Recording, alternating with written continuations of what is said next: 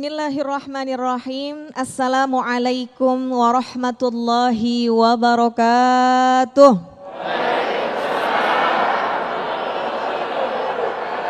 Alhamdulillah wassalatu wassalamu ala Rasulillah Sayyidina Muhammad ibni Abdillah wa ala alihi wa sahbihi wa mawalah, amma ba'du. Saudara-saudariku, kaum muslimin, kaum muslimat, pemirsa Damai Indonesiaku dimanapun berada. Tadi kita sudah mendengarkan pemaparan yang luar biasa dari guru kita Syekh Fikri Thorik. Mudah-mudahan Allah rahmati dan berkahi beliau dengan keberkahan yang berlimpah dunia dan akhirat.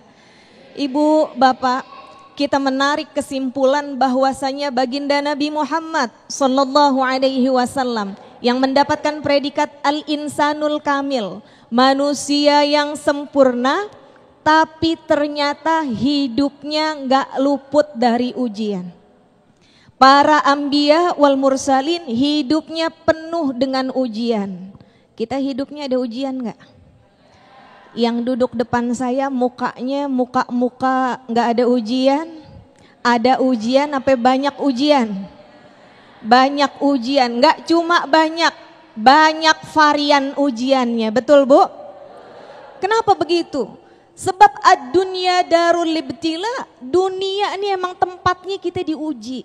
Selama kita masih hidup di dunia, gak akan luput dari yang namanya ujian. Al-Imam Ahmad rahimahullah pernah ditanya. Apa dia ditanya? Mata yazukul abdu ta'mar rohah. Wahai imam, kapan sih seorang hamba Allah dia merasakan istirahat dari ujian? Apa jawaban Al-Imam Ahmad? Inda awwali qadamin yada'uha fil jannah. Orang istirahat dari ujian ketika kakinya udah menapak di atas surganya Allah subhanahu wa ta'ala. Pengen semuanya istirahat dari ujian.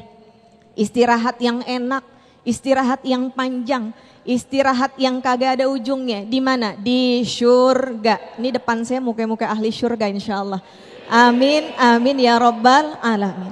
Maka ibu, bapak, ketika Allah memberikan ujian di dalam hidup kita, jadilah hamba yang berkelas menghadapi ujian itu. Gimana tuh hamba yang berkelas?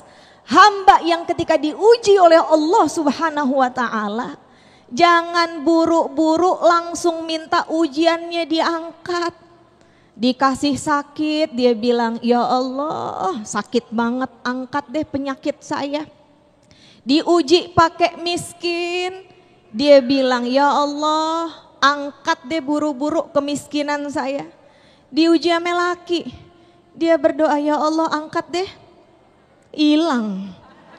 Maka ibu-ibu sekalian yang dirahmati Allah, seseorang ketika menghadapi ujian harus menjadi hamba yang berkelas.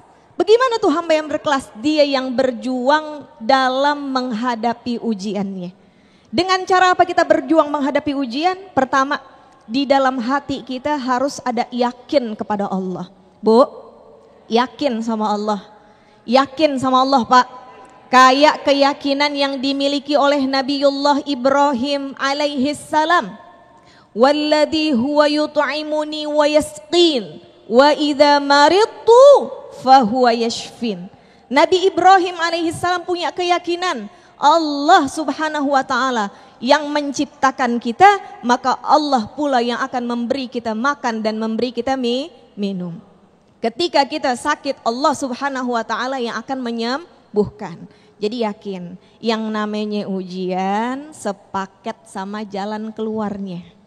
Yang namanya kesulitan sepaket dengan kemudahannya.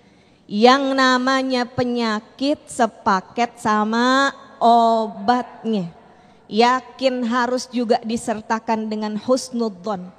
Kita prasangka baik kepada Allah subhanahu wa ta'ala. Jadi hati ada yakin, ada prasangka baik kepada Allah subhanahu wa ta'ala. Saya nanya sama ibu sama bapak.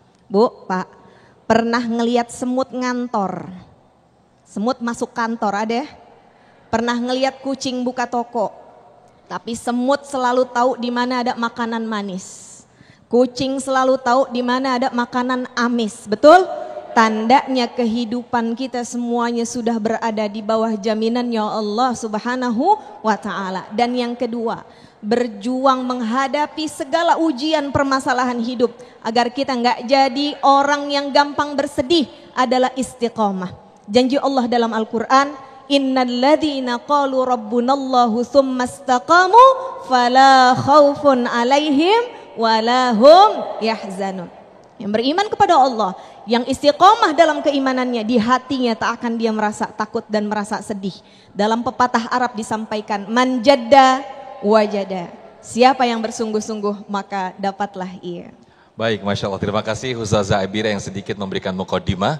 Jadi tidak ada alasan ketika kita bersedih, ketika kita diuji oleh Allah, ketika kita mendapatkan permasalahan sehingga kita langsung bersedih. Yang kita perlu tanamkan dalam hati kita yaitu adalah keyakinan yang insya Allah pertolongan Allah sangat dekat. Nah,